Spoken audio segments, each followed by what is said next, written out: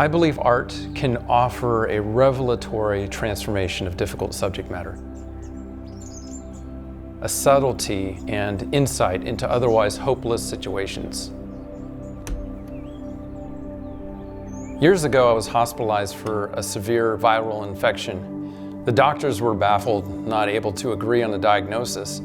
I was hooked up to machines and told that I may not survive. Making paintings depicting patients on life support systems eventually became the primary theme for me. Many of my family members and friends began passing away within a short period. And my story continues to unfold with the recent tragedy of very close family friends, a husband and wife, dying in a horrific auto accident. Eventually, everyone experiences the loss of loved ones, and we're all just trying to make sense of things. Painting has this persistent ability to absorb the culture around it and kind of spit it out in a way that causes self-reflection. So painting is a vulnerable way to face my own struggles. Art, for me, is an endeavor to examine near-death experiences as an interpretive framework for how we derive meaning from life. Watercolor is a type of paint you can control only to a degree, and the situational adversity depicted in the paintings most often arises from the circumstances outside of the patient's control.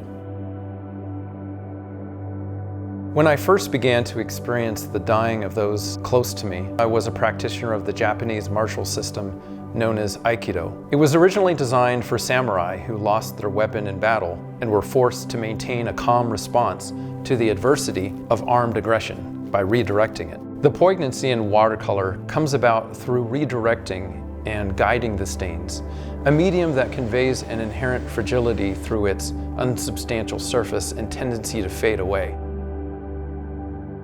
The deeper and more concrete metaphoric is the actual process of making.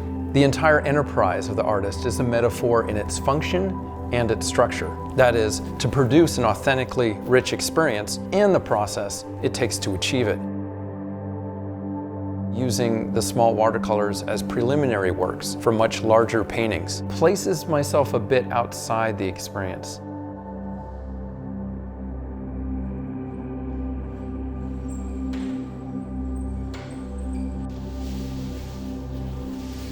When painting large, I'm in it, and the painting demands more of me.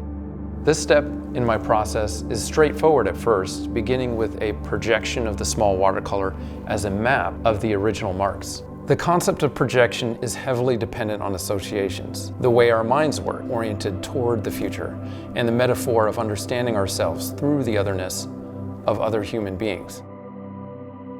When reconstructing the coordinates of a small watercolor to a large scale, the result is a reduction of the distance between the viewer and the imagery.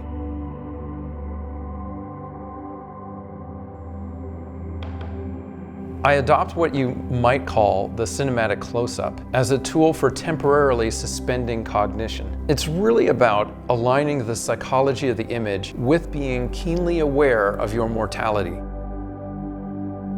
I do not consider the large paintings as reproductions. Each one becomes an entirely new problem to work through. Once I finish that initial layer of paint after projection, I abandon any kind of mechanical approach for something completely different. The individual nonsensical marks of the watercolor become continents of information to unpack, and my goal is then to imbue those marks with even more autonomy while somehow retaining the integrity of the overall image. The pandemic was certainly new to all of us. A decade into making these paintings, my process had to change because I could no longer visit patients in person. So I began to enlist a network of assistants, including physicians and COVID nurses.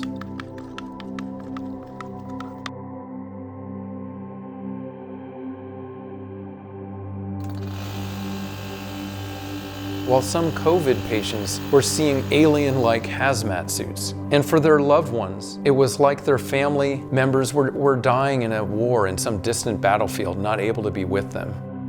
By transforming the ugliness of these situations into an aesthetic experience, the paintings prompt clarifying questions. framing this process as an analogy for connecting how we do something to how we see, and therefore how we interact and live in the world, is vital. For me, the apparent brevity in watercolor application is analogous to our tendency to forget pain so quickly. I'm using oil paint in the large paintings to solidify those faint memories as moments to confront and be present in. I have come to realize urgency of process is significant because it results in an urgency of the image. This is compounded by the fact that life seems so short and there is only a finite number of hours. In the laborious task of producing a painting, there's a growing sympathy towards what each image embodies. As artists, we use other people's afflictions combined with our own as raw material. My goal is that through the investment of time, the process of contemplating, and the act of painting, the result is redemptive.